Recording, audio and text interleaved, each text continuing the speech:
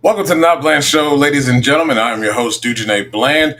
And today, we're going to talk a little NFL. We're going to talk a little NHRA, talk about some big things that are going on in the NFL as we get down to our third preseason game, where after that preseason game, it's cut time.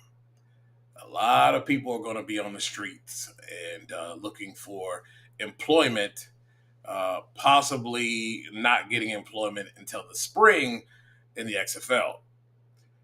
But that's the nature of the beast, and that's just how it is here in NFL. When you have a 53-man roster, I wish they would up it a little bit with the way that preseason, is shortened. You don't get a lot of development, development time for guys, and they sometimes don't get enough games and enough playing time to showcase themselves. So it would be nice to have a couple guys extra, especially with the extra games within the season. So we'll talk a little bit about that going forward. And what a weekend we had in Brainerd. We get a little break here, and we'll be headed to the U.S. Nationals here. So it's a lot of movement that's going on. A lot of teams starting to show themselves moving forward. So we're going to talk all about it. It's just going to be me and you tonight, ladies and gentlemen. No guest. It's just going to be me doing my thing. It has been a long time, or a little bit of a time, since I've carried a show, and it's going to be all right. We're going to do this. This is what I do. Always want to thank Sports Journey.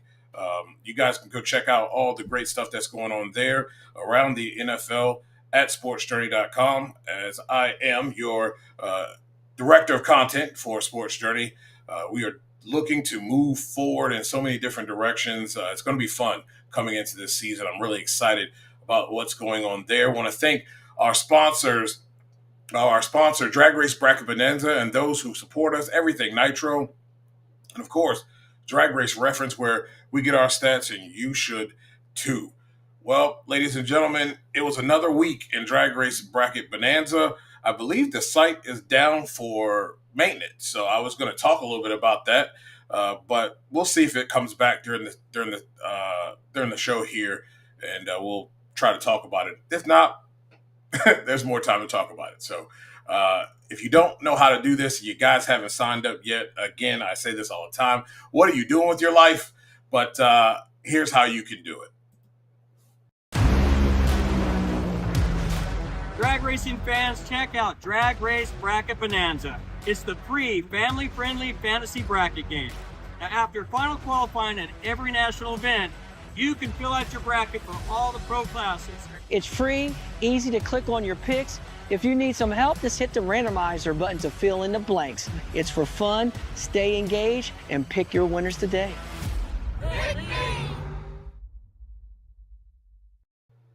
We're going to run that on the ticker at the bottom, where you guys can sign up for the code, get the code, and sign up for the Not Bland Show League. It's fun. We're having a good time doing it. Preseason is time for people to kind of get their legs. It's for young people to show their talents and try to make a roster, especially if you're on the bubble a bit, as we say in NFL. Sometimes the depth chart is full, and you've got some guys and some vets and some guys, the second-year guys that are already cemented, and there may be one or two roster spots open, and you got to fight for those. And injuries do happen, and I want to start with the Tampa Bay Buccaneers. It's very unfortunate with this injury here to Jalen McMillan. He's got a neck injury he suffered, and it looks like McMillan, suffered a little neck sprain. The injury wasn't considered anything career threatening, but he did that during the Saturday preseason game, and that win over Pittsburgh. Uh, don't know how long he's going to be out. I would presume they are going to take and proceed with caution with him, but it's unfortunate. It's unfortunate because I think he's a big part of that offense. He showed that last year with the numbers that he put up last year.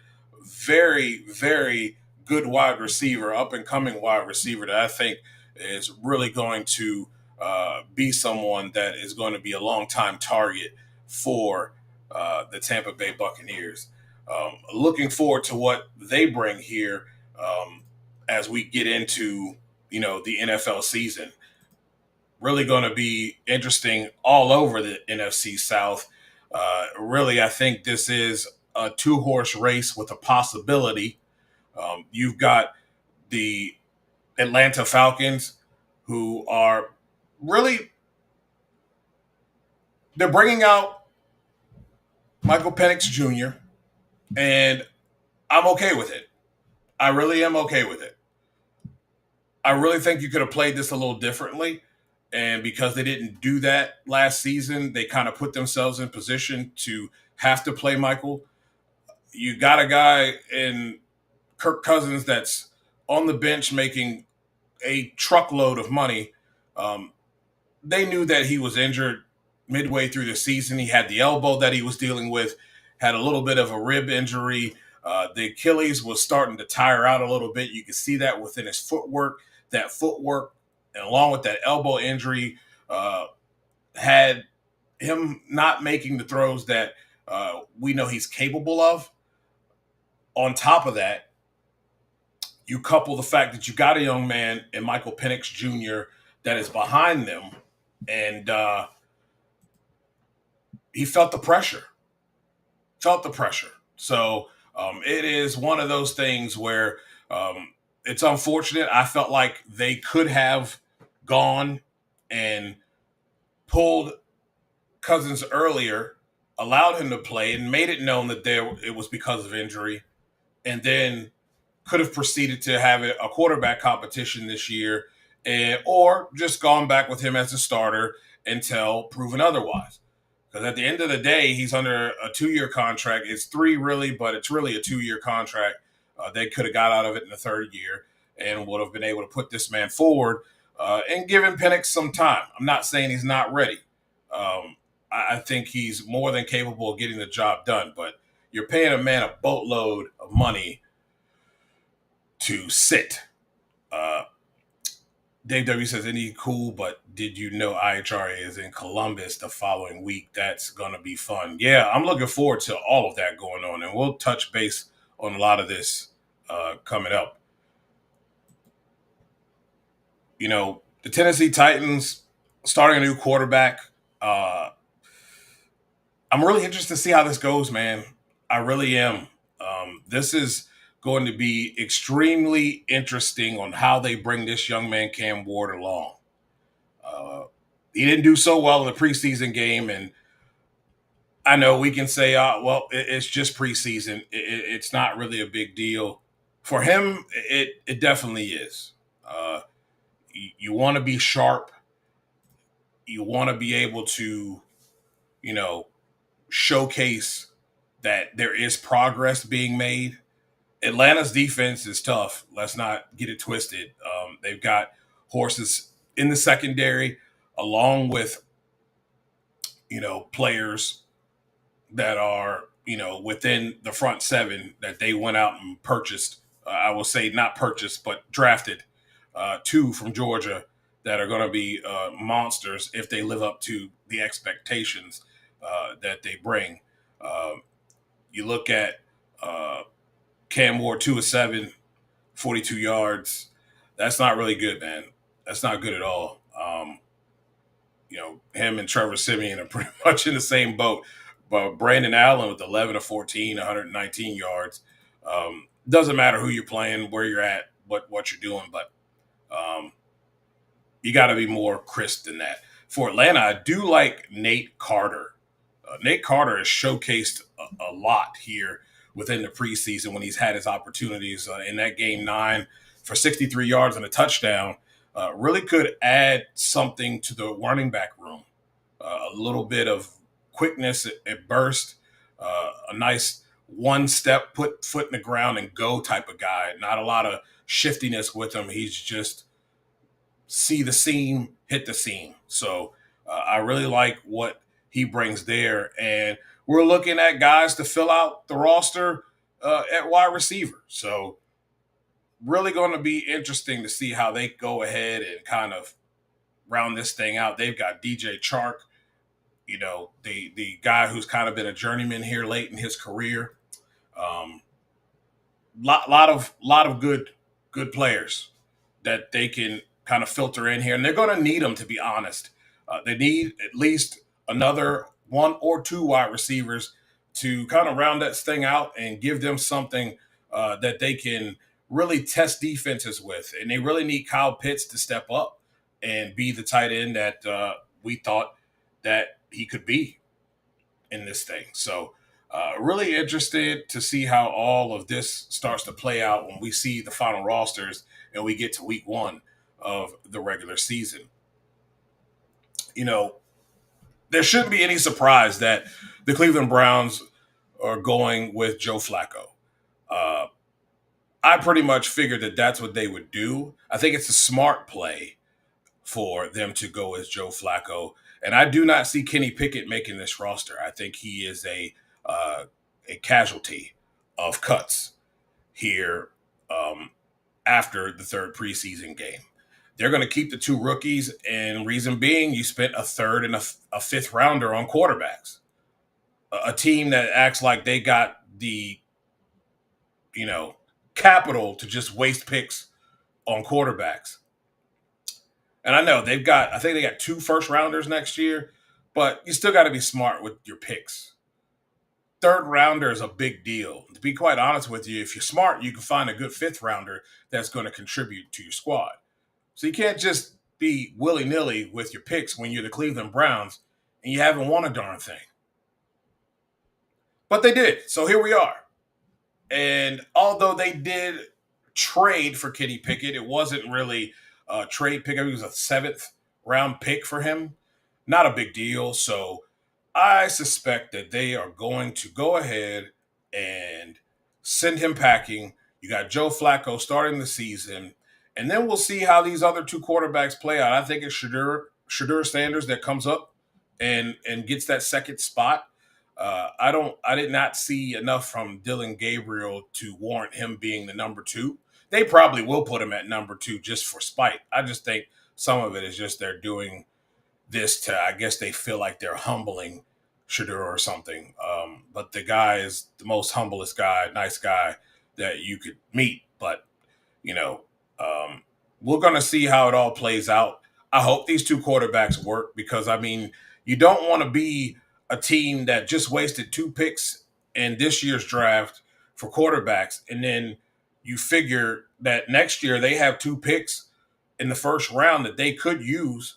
And knowing this organization and the absolute doo-doo that they have been, that they would make another ill-advised decision because they have 2 big picks to go, that they would go and try to draft another quarterback.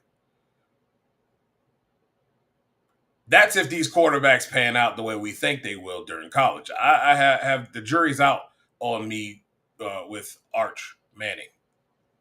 I know that's a hot take, I guess, but I think there's a lot of hype, and I'm not sure the hype matches who he is. But we're going to find out real soon because college football starts this weekend, and it officially kicks off the following weekend. We have some games this weekend. Nothing to really write home to mama about. It's something to whet your appetite.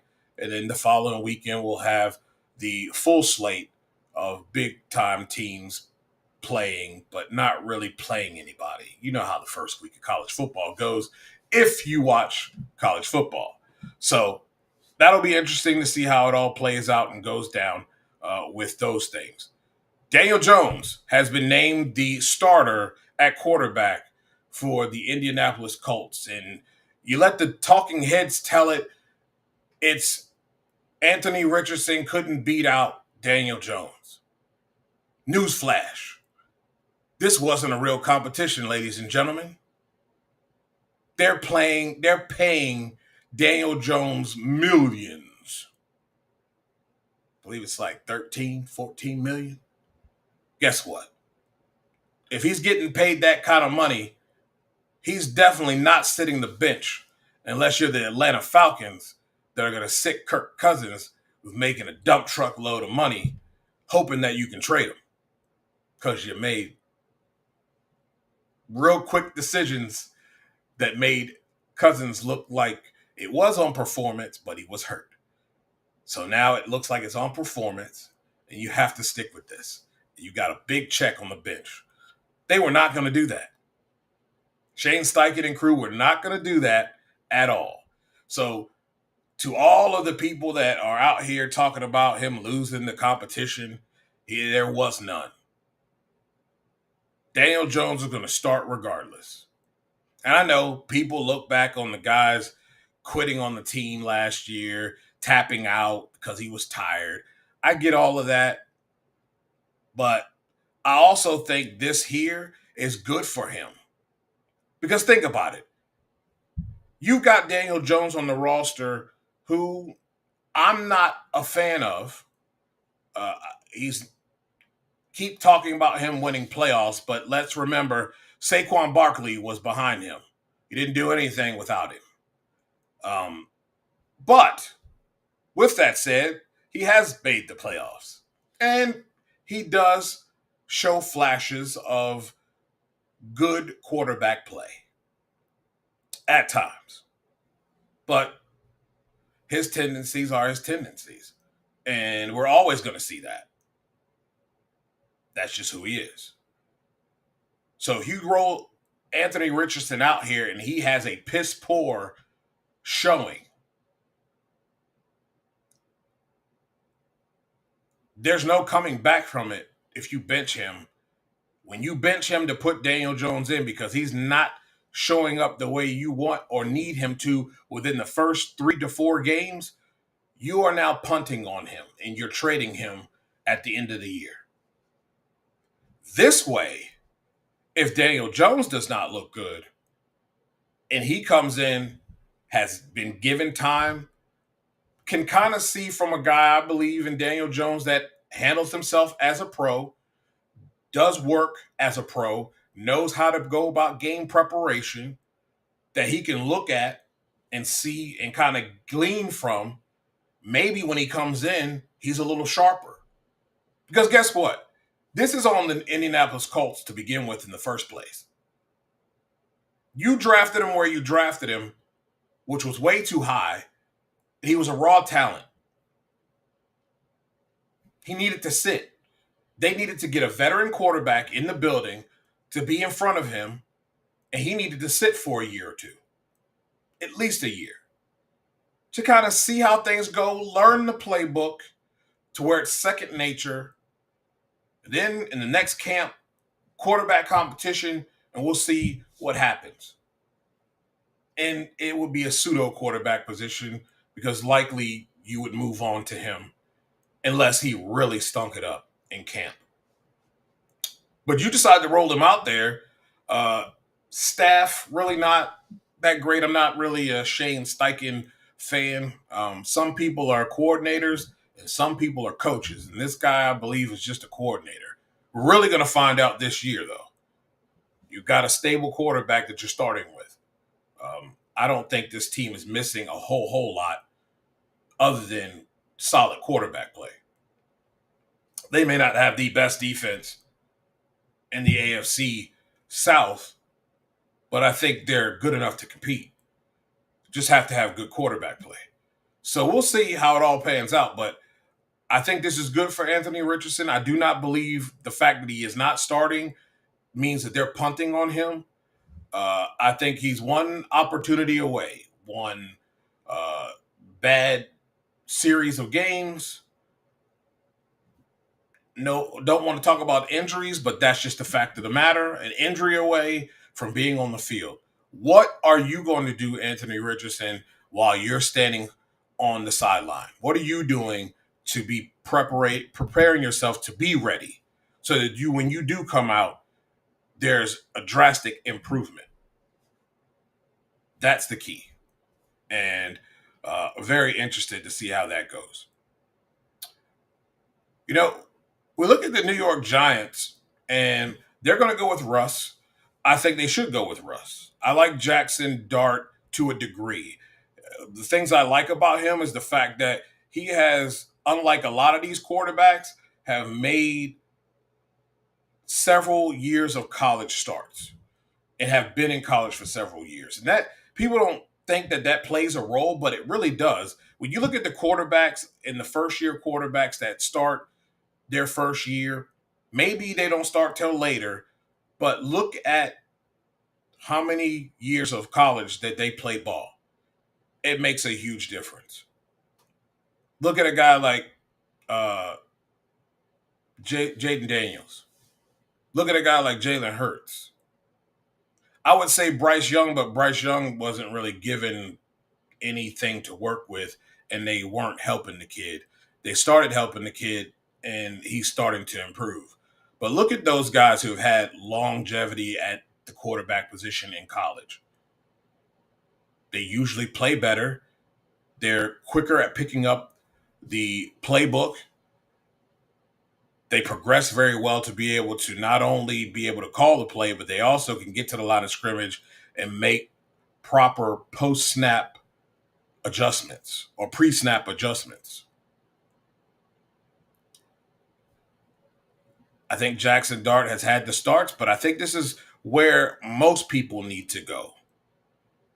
Is the quarterback needs to sit for a year. You brought Russ in to kind of hold the fort down and develop Jackson Dart. Because he's not a first-round pick. He should have been picked in the second round, but this is the New York Giants, okay? Piss poor ownership, dumb general manager, and a goofy coach. So they traded up when nobody else was going to draft this kid in the first round. Nobody. Not one team was looking for a quarterback. But whatever.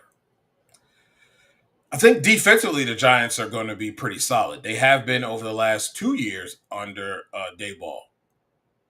They just don't have any offense. Do I think they improve a little bit with Russell Wilson? Yes, but let's be truthful. Russ is good when the pocket is clean. Russ is no good when the pocket collapses and he has to run. He doesn't have those legs anymore. It's like Aaron Rodgers. What exactly was Pittsburgh thinking in getting Aaron Rodgers? Other than the fact they felt like they didn't want to trade for Kirk Cousins because of the contract. But honestly, I'd have took Kirk over Aaron. He might prove me wrong. But Aaron can't get out of the way of his own shadow. And your offensive line is not that good. And you got one wide receiver in DK Metcalf. Good luck. Sounds like the Jets all over again. I think the Giants are going to be third in division. I think the Cowboys will be last in the division. That's just the way I see it. Eagles at the top until proven otherwise. But we'll go back to Monday Night Football. We got 5 minutes, and we're going to go to Monday Night Football where I'm going to start with the Cincinnati Bengals. And this is something that is surprising to some, but I think if you want to change the narrative and you want to change habits, you have to do something different.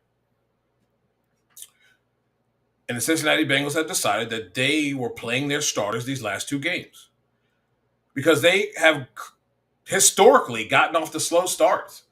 Last year, got off to an extremely slow start, still had an opportunity to squeeze in the playoffs, couldn't do it though. You can't put yourself in those positions. And they have done that over the last couple of years. And whether it's the offensive line not gelling, the defense being like Swiss cheese when it comes to the running game. It's always something. I applaud them for playing their starters, as Washington did play their starters yesterday. I thought Joe Burrow is Joe Burrow. Played very well. I'm concerned about his offensive line, as Washington's front got to him several times. There was a few times in that last drive I was just like, why is he out here? This is one of these things where your foot gets stuck in the ground and he gets twisted up and the guy has a knee injury or an ankle injury. Because he took some hits that I thought were just unnecessary on his part. Should have just thrown it away. But we'll see how them playing is going to transpire in week 1 through 5. We'll see how the first 5 weeks go for them. They have to get off to a quicker start in this division. This division is no slouch. The Ravens leading the pack. The Steelers, look, they're always 500 at minimum.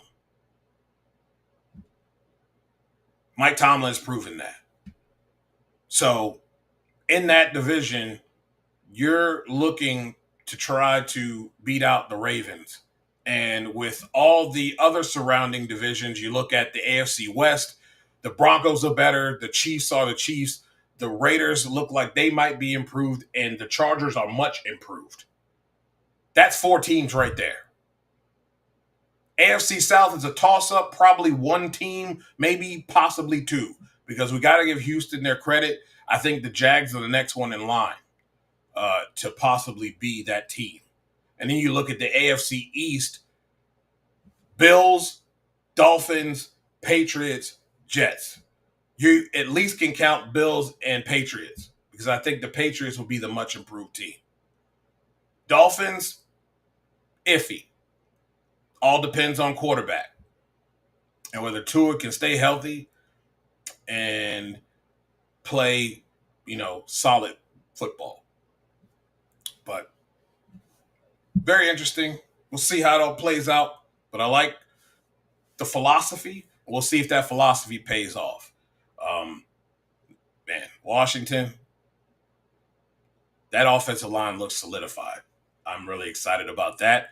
And before closing this out, before we get into our NHRA coverage and take a break, Caleb Williams looked very good. I want to see if he can stay away from those tendencies that he's had and he's brought up through college. But he was very timely with the football. Looked like almost like Jared Goff in Ben Johnson's offense. So it was very precise. We knew where to go with the football. Obviously, it is preseason, but look, having good drives with number ones is very important.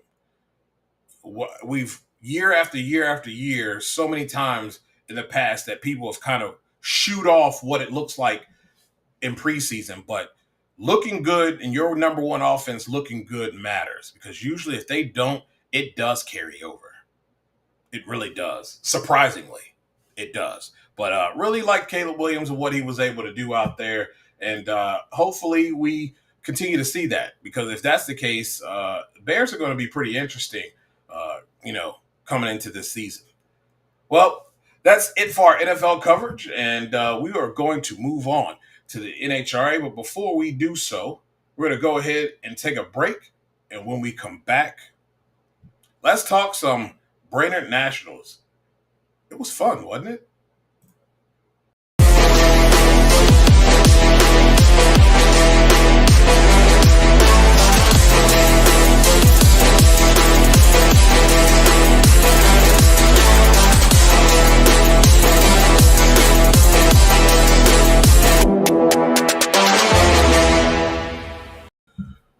Talking Funny Cars with Buddy Hall will be back. I will be talking to Buddy and Elon on the Power Hour tonight. So we will ask them about that, and you guys can find that out there. I've been busy. I've been really busy. We'll talk about it at the end of the show. But Yeah, haven't had a chance to talk to him. Just been swamped. But these racers were swamping Brainerd. Really good stuff. Another 341 run. Who would have thunk it? Great conditions. I mean, had every opportunity and really could have done it in round one. Really close, really close with that 338.77, but did not pan out. But boy, 341.25 in round two and drove right around Sean Langdon, and she needed all of it. All of it. He was 44 on the tree and she was 74. But that was right around where she had been most of the day. Well, the beginning of the day. Because she was 67 in the first round, 74 second round, 59 though in the third round. Lost to Clay. Tight race with that 371.8 to 371.5. Doug Coletta gets the win though. The car's been really consistent, man. Started out with that 71 in round one, and then they lived in the 60s the rest of the day. 366.5 in the semifinal round against Billy Torrance. Just lighting it up, man. Lighting it up. You think so? You think so? I do believe you're right about that. There is a level of concern with speed and tire. That's the key. But the question is, and we've said this. This has been said before, right? We went to 1,000 feet. Oh, it's going to slow things down. Yeah, for a little bit until they figured it out. Now, whether they make changes to I don't know how you make the change to slow it down. You have to take away something mechanically to slow it down. That's my thought.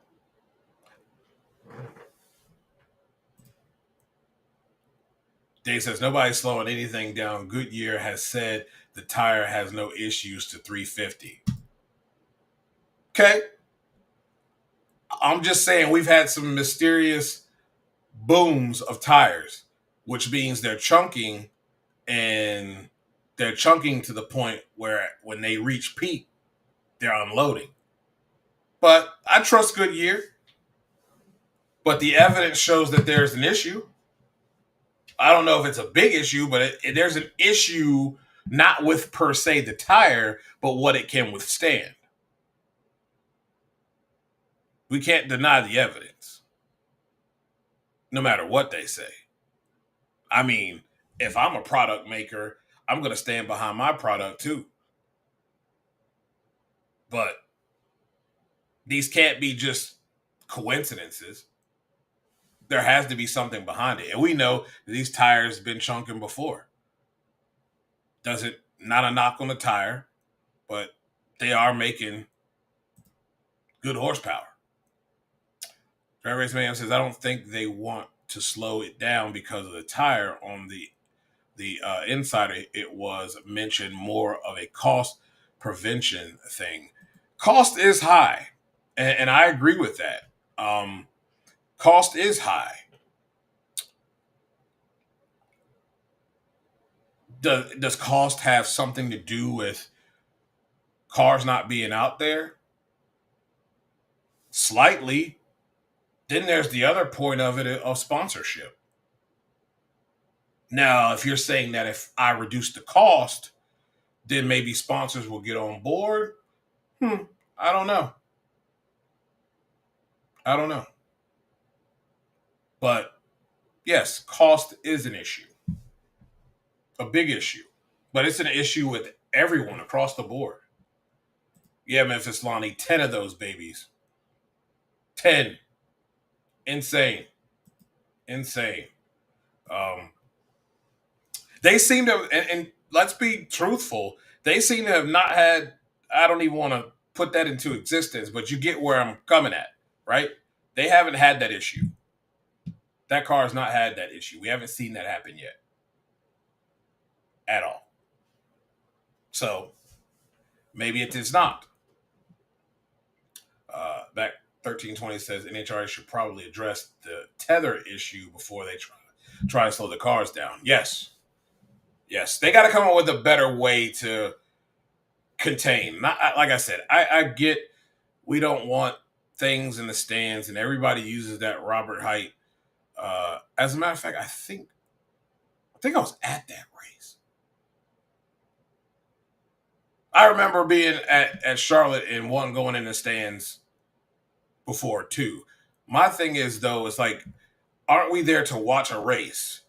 There's like bombs going down the racetrack. Everybody should have their head on a swivel. Anything can happen, right?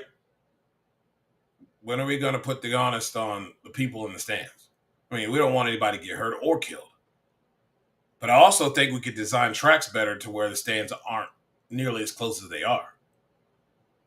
Kind of like direct them from the starting line and angle them backwards in a V shape possibly. Or maybe you kind of V, then straighten them out to get your distance away from the racetrack. Because, I mean, things are going to happen. With these types of things, with these types of cars, these things are going to happen. Explosions are going to happen. All those types of things are going to happen. So, it is what it is. People just need to pay attention and have their head on a swivel. All right, where did I leave off at? You want to know where is she in the points? That's exactly what I was getting ready to get to.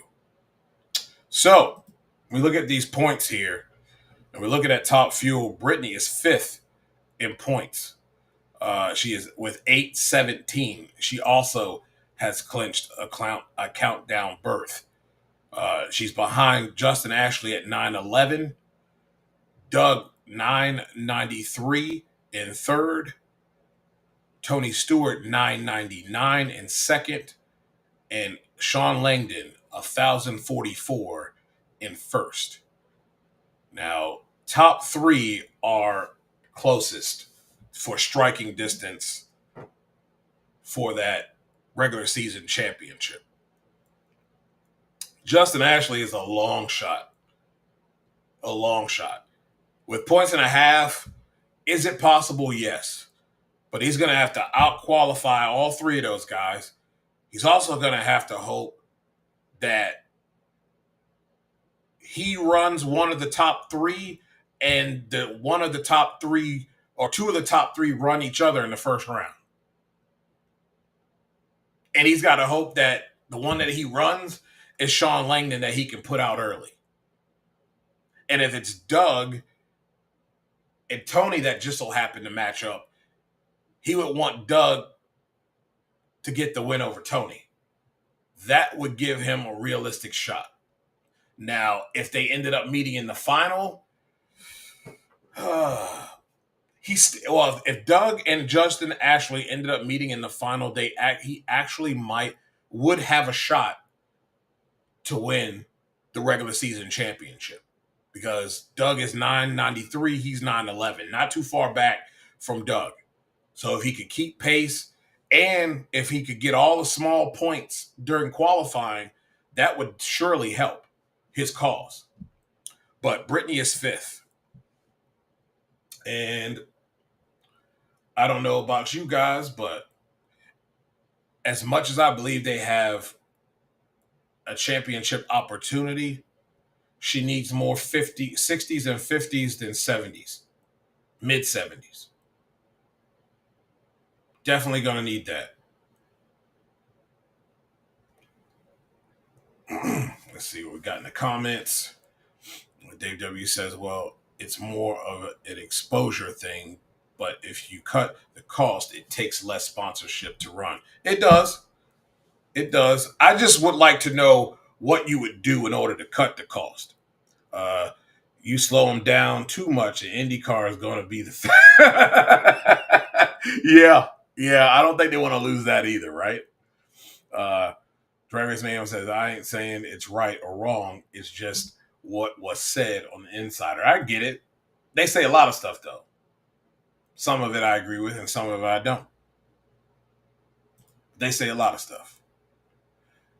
If our sport isn't going to promote itself properly, might as well just make it cheap enough for business owners to buy and run cars like ProMod. That is the dilemma that everyone else is doing a lot of promoting, and the entity itself is not doing as much as they should. They're depending on everyone else. I think depending on influencers is an epic fail. And I think it's not just them, it's a lot of people. A lot of people depending on that. I mean, you see WWE rolling out influencers in matches. At some point, no one's going to care about that because it has nothing to do with the product. So, as little media that covers this, having your influencer because they have a bunch of followers thinking that's going to make a difference in your sport is just, I have yet to see that transpire and make a difference. Lonnie says, how do you rate Jordan Vandergrift's performance this past weekend? I'm going to give the kid an A+. And reason being, you sit out that long. He was not able to be in the car for years. He gets an opportunity to come back in this car and get into opportunity with Sean Reed. And look, man, the matchup we saw in the first round he had a decent light. He did not have the best light though in the second round, but overall driving the car and the performance and contributing to that, he did an excellent job. You expect the guy to be rusty on the tree in competition as long as he's sat out. And I think a little bit of it too is I don't want to go out here and not give myself an opportunity to win when I know that I have a race car that's going to go down the racetrack. So I think there's a little bit of that as well. If he gets the opportunity in Indy, which I don't have any inside track on that, my feeling is that's the direction that they will go. Then I expect his lights to be better. But I'll give him an A+. Mac 1320 says, I was raised to pay attention at the track, especially at the top end. Exactly. I don't believe anybody should be past the 1320 mark. Nothing good happens down that far, and that's where most of your disasters happen, and that's where most of the time people get hit with shrapnel, tires, etc. Me personally, I think the stand should stop at 1,000 feet, and they should have no one standing on the fence beyond that. It's just too risky. I mean, we've got cars going 340 miles an hour. If something disastrous were to happen, you know where all the shrapnel's going. And it's not going to stay on the racetrack. You now have shrapnel that's projectiles that's going to hit someone. Drag Race Mayhem says, especially with nitro cars, I personally think people shouldn't even be down that part. And for what reason? Not like you even see the race anyways. Yeah, exactly. You just see him go flying by. I agree with you. Dave W says a top fuel dragster is traveling 300 miles an hour at 660 feet. And at Norwalk, you're within 30 feet of them. Yeah, it's too close, man. And I used to be the guy that, like, you want to feel everything. And I'm all for that. But when you start thinking about explosions and, catastrophic failure, those parts have nowhere to go but into the stands because they're going to fly further than 30 feet, especially if you're standing on the fence. Now, I know it pissed some people off that they ban people from standing on the fence past the 660 mark, but I think, yes, we have to think of the safety of the fan, but we also have to think of the safety of the driver as well. And too many times we've seen this year that tethering system has prevented drivers from even, look at what it did to Buddy Hall. You can't steer, can't brake, can't do nothing because the body just collapsed in on him. Points aren't even worth looking at, right? I agree. Look, the only thing is that really does make a small difference, and I said small, is positioning. Now, granted, they do reset, but if I'm Brittany Force and I can put Justin Ashley out first round, 1.5 points, and I go to distance, and I probably won't meet Coletta until the end, and I can move up one spot. It's a psyche thing. If I'm Josh Hart or Sean Reed, if I can move up in the points and pass Steve, and if I can go to distance and go further than Josh Hart, let's say I meet him in the second round, and I got 1.5 points, and I can get to 8th place, possibly 9th, but no further than 8th for him. It looks good. It's a psyche thing, right? Now, don't get me wrong. In most classes, it doesn't matter. And I think really in this class, top 10 does matter because everybody under him, under Sean Reed, has not made all the events. So they do not count. Funny car, different story. I don't know how they will go about buddies. I think that's a substitute driver, so I think it still counts. So, or did they miss a race? Either way, Dave Richards, Chad Green, and Cruz will, have an opportunity. Now, as bad as Bob Tasca's been running, Cruz has been running better than Bob, and it's proven the case because he's only 3 points from overtaking Bob Tasca in 10th. He could literally, after Indy, be in the top 10. And if he can put Spencer Hyde out early, or if Spencer Hyde can go out early at 1.5 and he can go to the semis, he just might be able to be in the number 8 spot. That's a heck of a move. But it really is. It's all about psyche. You look at Caps, not too far away from Matt Hagan. It really does start to separate. It really does start to separate once you get to J.R. Todd, which is a car that's coming on right at the right time. I don't think they're going to care if they finish, 6th or they move up to 5th or 4th. I think they have an opportunity to really make some noise here. They're really starting to get things to come together at the right time. And that's really what it's all about. Getting and grasping momentum at the right time and moving forward. Back 1320 says it's a highly explosive fuel. Unless y'all want to ban nitro, I don't foresee a future without nitro cars doing nitro car things. Yeah, true that. I don't either. Dave says Proc was over a 290 point lead why didn't they give him the championship yet? I mean, nobody's catching him, bro.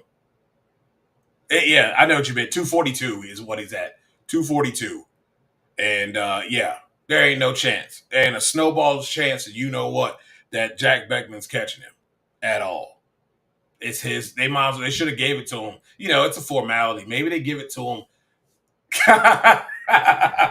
Yeah, right. Drama.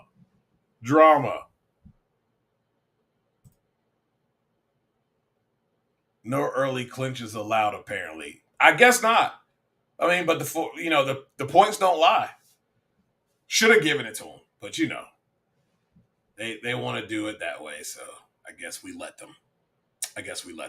Uh, Again, really no surprises here. Austin Proctor, regular season champ. Looking at the rest of the cars, Dan Wilkerson starting to find some rhythm. Like I said, J.R. Todd starting to find some rhythm. Those two cars actually, I think, in the countdown will look to pass Paul Lee unless they start getting their act together. Ron Capps has been fumbling, bumbling, stumbling here just enough to hold the spot where he's at. Matt Hagan is also another one that's kind of picked up his performance and was going some rounds here. I think you got a good 7 cars, I think. No, I'll say 1, 2, 3, 4, 5.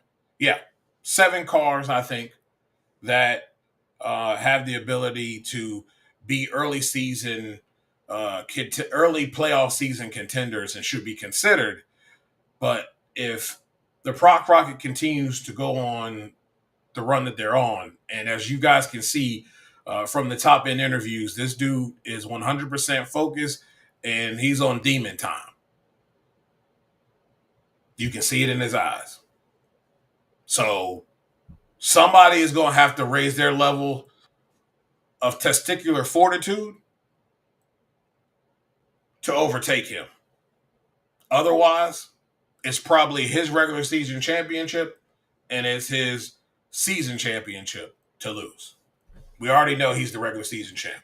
So, going to be real interesting and fun to watch here. Pro Stock, look, while everybody wants to take credit for saying that Elite was back, I thought you guys were talking that a little bit too early. And now we have some evidence over the last 2 weeks, and we can now say that Elite is back. But KB is still KB. And until they're not, I don't see much changing at all. Because the fact of the matter is, if this was a true top 10, Erica Enders would not be in this thing.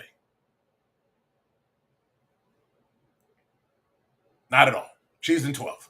377. It's a huge gap. Huge gap between second and third. And Matt Hartford hasn't been doing that bad, to be honest. Just his teammates are just better. Greg and Dallas. At this point, Dallas can't have any hiccups. Because I really, at this point, I think you all probably agree this is Greg Anderson's championship to regular season championship to win here. Because he's on a roll right now. And I think he's probably the dangerous man in pro stock right now. So very interesting. Bikes will be back as well. Pretty much a top. It's between Richard and Gage. Matt has a long shot, but I don't believe Matt can get out of his way. It is points and a half, so Matt has a shot. But he's going to have to outrun and outscore both Richard and Gage. So I don't know if that happens or not. Be very interesting, though. We'll jump to these comments real quick. Blake, no problem, buddy. Anytime. It's pretty interesting. The antelope thing is pretty interesting. I'd like to know how they taste if you're cooking those. So I'd like to know how they taste. Are they a deer meat type deal or what?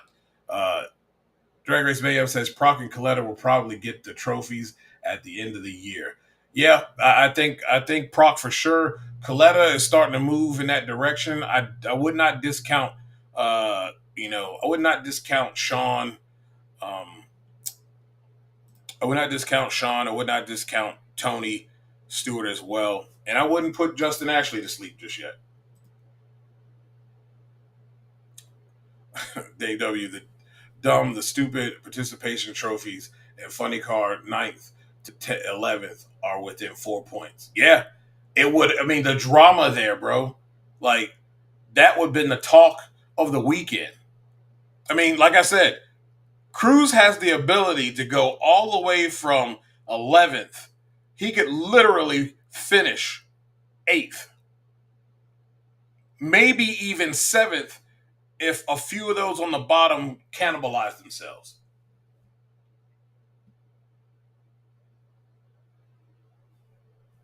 But we lose that. Sad. Sad. Memphis Lion says Daniel Wilk, Dave Richards, Hagen Jr. have learned how to damage car bodies easy. Yeah. Yeah.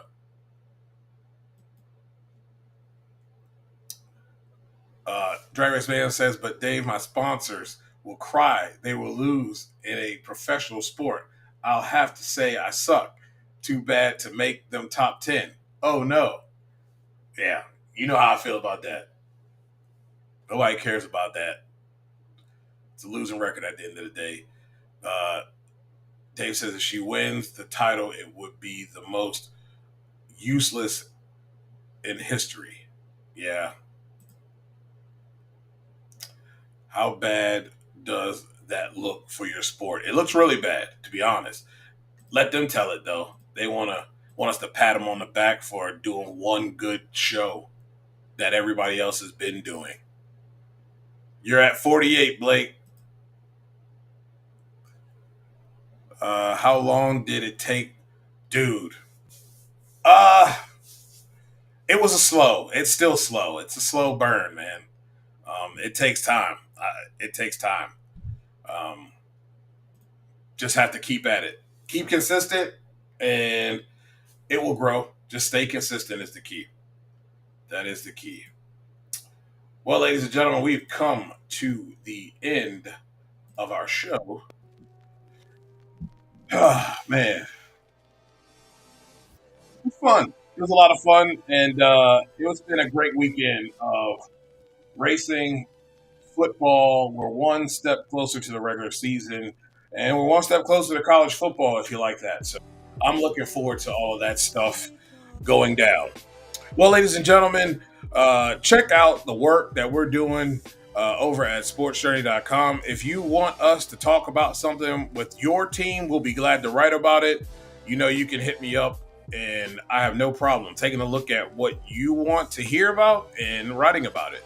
I also want to say that I am happy to announce that I am now have been signed by Heavy.com to write and be their senior NFL analyst for the Jacksonville Jaguars. I'm really excited about this. Nothing like getting another paid gig. It's pretty cool. Pretty cool. And I'm excited to bring some good coverage to everyone, and I look forward to hopefully being able to secure my credential and be at all the home games. So it's going to be fun, man. It's going to be a lot of fun. So check me out there, and make sure you guys are getting your stats from Drag Race Reference, and make sure that you're signed up with Drag Race Bracket Bonanza. Next show, we'll definitely try to get into it and talk about it a little bit as things are heating up. We're getting close to the end, and we're going to be starting the playoff time. So I'm looking forward to that.